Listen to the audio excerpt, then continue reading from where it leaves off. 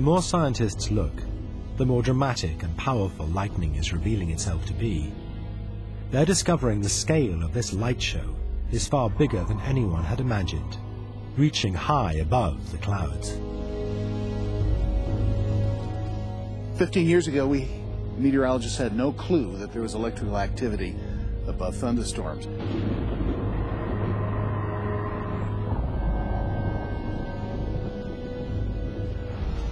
It's a very difficult place to work 50 kilometers above the ground. It's sometimes called the ignorosphere for exactly that reason. It's been ignored because you can't get there from here. Fortunately for Walt Lyons, the location of his house gives him a grandstand view of a stunning and rarely seen lightning phenomenon. At nighttime here in Colorado, we have generally clear skies. And the thunderstorms that we had in the afternoon have rolled off into the prairies to our east, where they suddenly get caught in the stream of moisture coming up from the Gulf of Mexico, and then they explode. So there's huge electrical displays going on about 200 to 300 kilometers to our east. We have nice clear skies. We can just point the cameras right up above the storms, and it's just like shooting fish in a barrel. There are video cameras called low-light cameras, sort of like the night scopes that the military uses, which does amplify the existing light, and that's exactly the type of camera that we use. These little cameras probably cost more than your car, but they can see all sorts of things in the night sky. Once Walt Lyons has set up the cameras, all he can do is wait for nightfall and an active storm.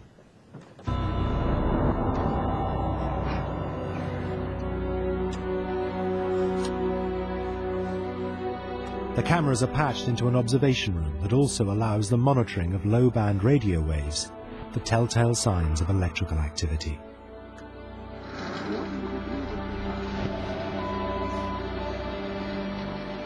He's trying to record the elusive electrical activity above the storms, known as sprites.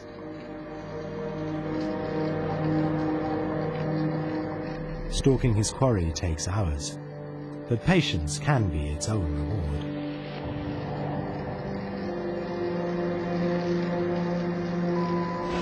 Sprite, 0525, 40 seconds. Sprites are immense discharges of electricity that form in the atmosphere immediately above storms.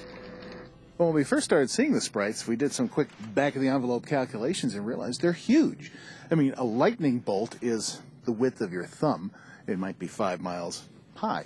But the sprites can be anywhere from 50 kilometers high and 100 kilometers across. Tens of thousands of cubic kilometers of the middle atmosphere are actually being illuminated by this network of fine little streamer-like discharges of electricity. But lightning was to give scientists an even bigger surprise.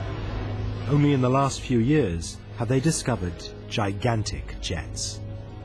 These plumes of electrical activity venting from the top of a thunderstorm, photographed by the University of Taiwan, are 50 miles high. Any scientific endeavor, the more you learn, the more questions arise. And certainly as a result of the sprite research, we've realized there's a whole class of giant, powerful lightning strikes that we only guessed might exist before. The discovery of sprites and all the other creatures in the zoo up there have made us realize that we simply don't have the whole picture yet. At last, scientists had solved one of lightning's great mysteries.